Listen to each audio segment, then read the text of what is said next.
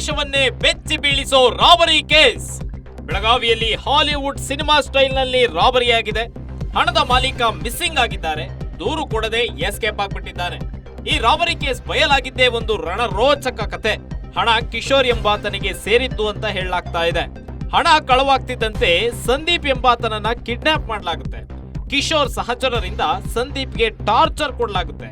Kidnappers ನಿಂದ ತಪ್ಪಿಸಿಕೊಂಡು ಬಂದು ದೂರು ಕೊಡ್ತಾರೆ ಸಂದೀಪ್.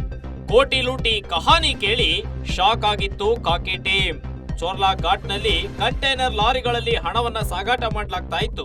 ಹಣ ಸಾಗಿಸುವಾಗಲೇ ಲಾರಿಗಳ ಹೈಜಾಕ್ ಆಗಿದೆ. ರಾಬರಿ ನಡೆದಿದೆ. ರಾಬರಿ ಕೇಸ್ ಬೆನ್ನಟ್ಟಿರೋ 3 ರಾಜ್ಯಗಳ ಪೊಲೀಸರು, ಗೋವಾ, ಕರ್ನಾಟಕ, ಮಹಾರಾಷ್ಟ್ರ ಪೊಲೀಸರಿಂದ ತನಿಖೆ ಚುರುಕುಗೊಳಿಸಲಾಗಿದೆ. 400 ಕೋಟಿ ರಾಬರಿ ಆಗಿದೆ. ಆದ್ರೆ ಅಸಲಿ ಪಿಕ್ಚರ್ ಬೇರೆನೇ ಇದೆ. ಲೂಟಿಯಾಗಿದ್ದು 400 ಕೋಟಿ ಅಲ್ಲ, 1000 ಕೋಟಿ ರೂಪಾಯಿನ. ಹಣ ದರೋಡೆಯಾದ್ರೂ ದೂರು ದಾಖಲು ಮಾಡಿರಲಿಲ್ಲ. ಯಾಕೆ? 2025 ಅಕ್ಟೋಬರ್ 16ಕ್ಕೆ ಘಟನೆ ನಡೆದಿದ್ರೆ ತಡವಾಗಿ ಬೆಳಕಿಗೆ ಬಂದಿದೆ. ಅಸಲಿಗೆ ಇಷ್ಟು ದೊಡ್ಡ ಪ್ರಮಾಣದ ಹಣದ ಮೂಲ ಯಾವುದು? ಚುನಾವಣೆ ಹೊತ್ತಲ್ಲೇ ಹಣ ಸಾಗಾಟ ಮಾಡಿದ್ಯಾಕೆ? ರಾಬರಿಯ ಸುತ್ತ ಅನುಮಾನದ ಹುತ್ತ ಉಟ್ಕೊಂಡ್ಬಿಟ್ಟಿದೆ. ಚುನಾವಣೆಗೂ ಈ ಹಣಕ್ಕೂ ಲಿಂಕ್ ಇದೆಯಾ? ಬ್ಲಾಕ್ ಮನಿಯನ್ನೇ ಸಾಗಿಸ್ತಾ ಇದ್ರ? ಅದಕ್ಕೆ ದೂರು ನೀಡಿರ್ಲಿಲ್ವಾ?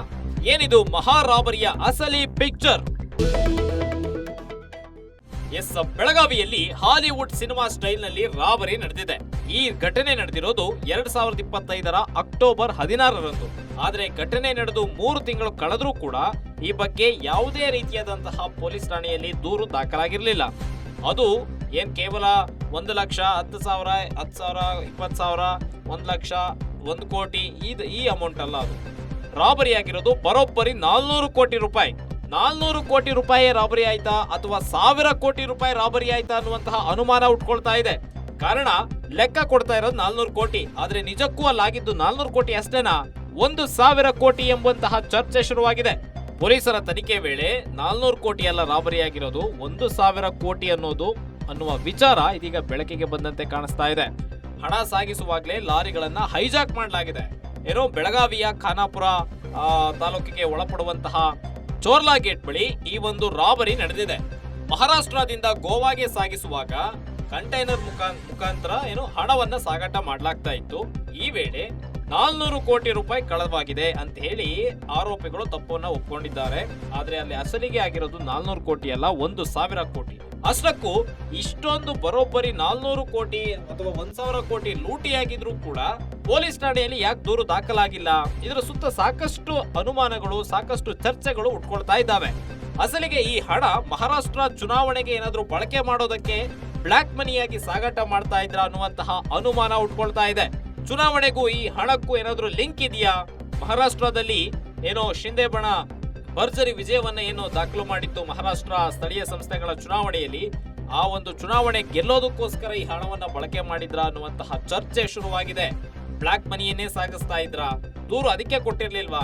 ದೂರು ಕೊಟ್ಬಿಟ್ರೆ ಎಲ್ಲಿ ತಗಲಾಕೋಗ್ಬಿಡ್ತೀವೋ, ಎಲ್ಲಿ ಅನ್ಪೇಯ್ಡ್ ಟ್ಯಾಕ್ಸ್ ಮನಿ ಸಾಗಿಸ್ತಾ ಇದ್ರಲ್ಲ, ಇನ್ಕಮ್ ಟ್ಯಾಕ್ಸ್ ಏನಾದ್ರೂ ರೈಡ್ ಆದ್ರೆ ಈ ಬ್ಲಾಕ್ ಮನಿ ಎಲ್ಲಿಂದ ಬಂತು, ಯಾರು ಕೊಟ್ರು, ಎಲ್ಲಿದ್ದು, ಹಣದ ಮೂಲವನ್ನ ಹುಡುಕೋದಕ್ಕೆ ಶುರು ಮಾಡ್ಬಿಡ್ತಾರೆ. ಹಂಗಾಗಿ ದೂರು ಕೊಟ್ಟಿರ್ಲಿಲ್ವಾ ಅನ್ನುವಂತಹ ಅನುಮಾನವೂ ಕೂಡ ಶುರುವಾಗಿದೆ. ಕಾರಣ ಈಗ ಬ್ಯಾಂಕ್ ನಲ್ಲಿ 1 ಲಕ್ಷ ಕಳವಾದ್ರೇನೆ ಪೊಲೀಸ್ ಕಂಪ್ಲೇಂಟ್ ಆಗುತ್ತೆ, ಬ್ಯಾಂಕ್ ಅಲ್ಲಿ ದೂರು ದಾಖಲಾಗುತ್ತೆ. ಆದ್ರೆ ಇಷ್ಟೊಂದು ದೊಡ್ಡ ಪ್ರಮಾಣದ ಹಣ ಕಳ್ಳತನವಾಗಿ ಸುಮಾರು 3-4 ತಿಂಗಳು ಕಳೆದ್ರೂ ಕೂಡ ಯಾವ ಪೊಲೀಸ್ ಸ್ಟೇಷನ್ ಅಲ್ಲೂ ಕೂಡ ದೂರು ದಾಖಲಾಗೋದೇ ಇಲ್ಲ. ಇದರ ಸುತ್ತ ಸಾಕಷ್ಟು ಅನುಮಾನಗಳು ಉಟ್ಕೊಳ್ತಾ ಇದ್ದಾವೆ.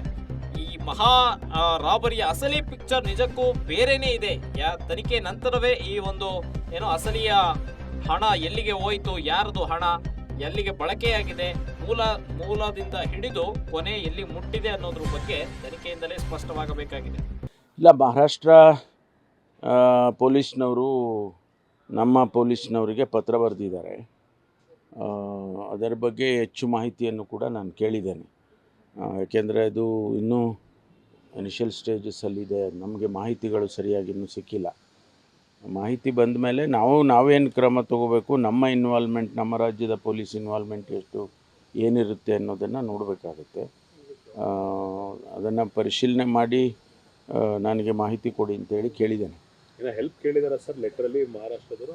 ಹೆಲ್ಪ್ ಮಾಹಿತಿ ಕೊಟ್ಟಿದ್ದಾರೆ. ಅಂದರೆ ಮುಂದೆ ಇನ್ವೆಸ್ಟಿಗೇಷನ್ ಮಾಡುವಾಗ ನಮ್ಮ ಸಹಕಾರನೂ ಬೇಕಾಗ್ತದೆ ಅನ್ನೋ ರೀತಿಯಲ್ಲಿ ಕೇಳಿದ್ದಾರೆ. ಅದು ಬಿಟ್ಟರೆ ಬೇರೆ ಇನ್ನೇನು ಸದ್ಯಕ್ಕೆ ಏನೂ ಇದಿಲ್ಲ.